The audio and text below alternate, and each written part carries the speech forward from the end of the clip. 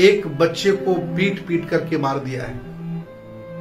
ये घटना तब हो रही है जब पूरा देश भारत राष्ट्रवाद के 75 साल में अमृत महोत्सव के उल्लास में तिरंगा लेकर के गली गली घूम रहा है और नेता खुशी के मारे फूले जा रहे हैं।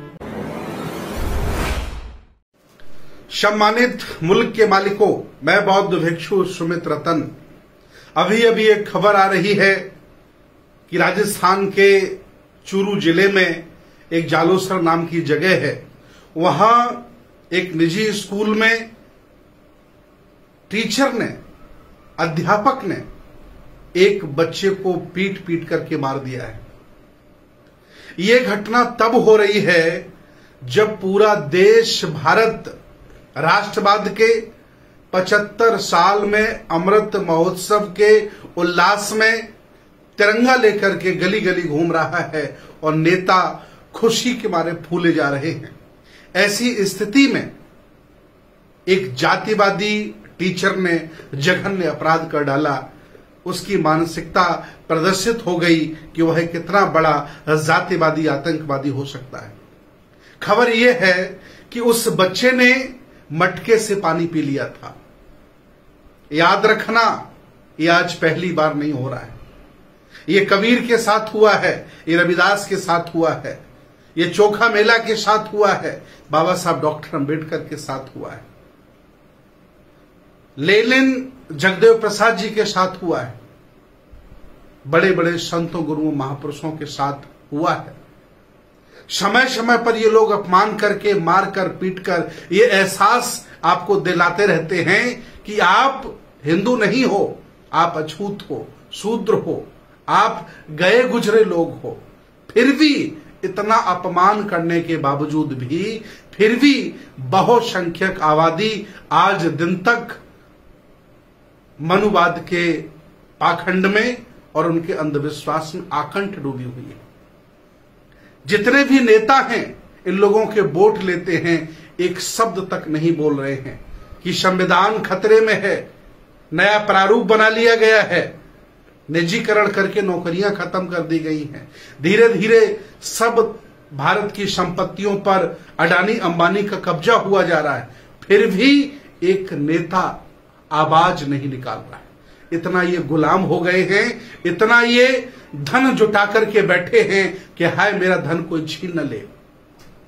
जगह जगह तिरंगे लहराए जा रहे हैं, अमृत महोत्सव मनाया जा रहा है और ऐसी स्थिति में एक जातिवादी टीचर बच्चे को पीट पीट करके मार देता है, इसलिए क्योंकि उसने मटका से पानी पी लिया है।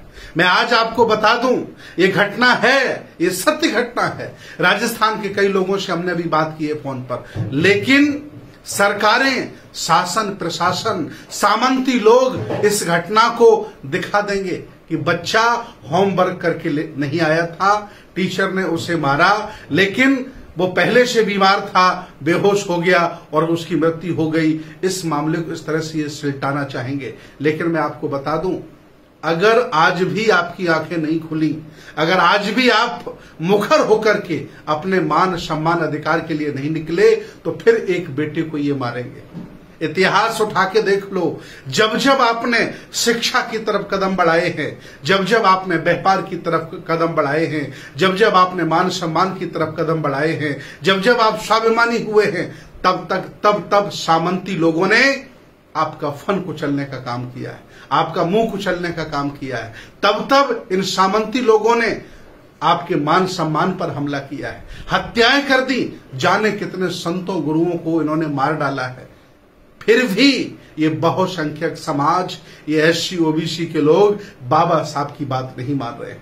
बाबा साहब ने कहा था कि छोड़ दो इन सलीगड़ी व्यवस्थाओं को, छोड़ दो इन जंजालों को और बौद्ध बन जाइए और अंतर्राष्ट्रीय संबंध स्थापित करके अपने आप को वैश्विक बनाइए, विश्व लेवल पर ले जाइए। फिर भी ये जातिवादी जात छोड़ने को तैयार नहीं है, फिर भी ये लोग अपने कुल खानदान छोड़ने को तैयार नहीं है, फिर भी ये लोग अपने गोत्र छोड़ने को तैयार नहीं है। इस तरह से मनुवाद में घुसे पड़े हैं। इन्हें बार बार मारा जाता है, बार बार पीटा जाता है, बार बार सताया जाता है, फिर भी ये लोग वही गुलामी कर रहे हैं, अर्थात उन्हें वही मजा आ रहा है। मैं आज आह्वान कर रहा हूं, एक तरफा हमला नहीं है। इस भाजपा की सरकार ने, मनुवादी व्यवस्था ने, सामंतवादी व्यवस्था ने, मनुवादी व्यवस्था ने आप पर चौतरफा हमला किया है और बहुत बड़ी प्लानिंग के साथ हमला किया है। अगर वो सक्षम हो गए संविधान बदलने के लिए, अगर वो सक्षम हो गए, उन्होंने बदल डाला, तो मटकी और झाड़ू आपके पास आने वाला कोई रोकने वाला नहीं है। देख लीजिए उनकी नफरत कि आज पूरा भारत तिरंगा झंडा लेकर के घूम रहा है। सभी नेता आह्वान कर रहे हैं, शर्म आ रही है, लज्जा आ रही है मुझे ये कहकर कि मैं 75वां साल आजादी का मना रहा हूं। कैसी आजादी, किस बात की आजादी, क्या करूं मैं इस आजादी का? आज भी बेघर लोग घूम रहे हैं, आज भी खाने को रोटी नहीं है। छोटे छोटे बच्चों को इसलिए मार दिया जाता है कि उन्होंने मटका छू लिया, पानी पी लिया है। बाबा साहब के साथ भी ये अपमान हुआ था, उनको भी पानी नहीं पीने दिया गया था, उनको भी रहने नहीं दिया गया था। तब उन्होंने बड़ौदा में संकल्प लिया था, इस व्यवस्था को हम उखाड़ फेंकेंगे। फिर भी इन दबे कुचले लोगों ने बाबा साहब की बात नहीं मानी। ये आज भी वही गुलामी कर रहे हैं और बार बार मार भी खा रहे हैं। मैं आह्वान करता हूं, ये वक्त बहुत खराब चल रहा है। अगर इस वक्त में आपने सही निर्णय नहीं लिया, परिवर्तन करने की हिम्मत नहीं दिखाई, तो आप फिर परिवर्तन करने के लायक नहीं रहेंगे। इस हद तक ये आरएसएस भाजपा वाले लोग आपको बर्बाद कर देंगे। कोई भी धनवान नहीं बचेगा, कोई भी ज्ञानवान नहीं बचेगा, कहीं का आपको नहीं छोड़ेंगे सिवाय सेवा और मजदूरी के अलावा, जो आपके पुरखे करते थे, हम सब के पुरखे करते थे। ये लोग प्लानिंग करके आपको वही ले जाना चाहते हैं। इसलिए आज भी व्यक्ति का, संगठन का, जाति का घमंड छोड़ दीजिए और कमेरा हक वंचित बहुजन बन जाइए और मिलकर के अपने पुरखों की विरासत को बचा लीजिए। नहीं तो ये बारी बारी से सबको मारेंगे, छोड़ेंगे किसी को नहीं। सब पर उनका टारगेट है। इसलिए जाग जाओ और अपने हक अधिकारों की रक्षा करो। मेरा काम है, मैं आपको जगाता रहूंगा और आपको चेताता रहूंगा, ताकि आप ये शिकायत ना कर सकें कि बुरा वक्त आ गया था फिर भी भंते जी आपने मुझे नहीं बताया। ये मेरा काम है जगाने का, आपका काम है जग जाने का। और देश पर जैसे आपके पुरखों ने शासन किया, 1250 साल आप शासक रहे। आप कोई असहाय, कमजोर, दबे कुचले लोग नहीं हो। आप इस देश भारत के पुराने राजा महाराजा हो। जगाओ अपने उस खून को, जगाओ अपने उस गौरव को और संभालो अपनी विरासत। नहीं जाने कितने लोग आपके बच्चों को मार डालेंगे, आपके संतों गुरुओं को मार डालेंगे।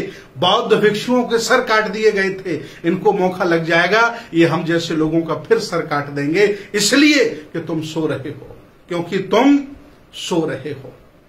जाग जाइए, नहीं तो वक्त बहुत खराब आने वाला है। मैं फिर आपके बीच आता हूं, आपको चेताता रहूंगा और आपके हक की, आपके हिस्से की लड़ाई भी लड़ता रहूंगा। बहुत बहुत धन्यवाद, बहुत बहुत साधुवाद।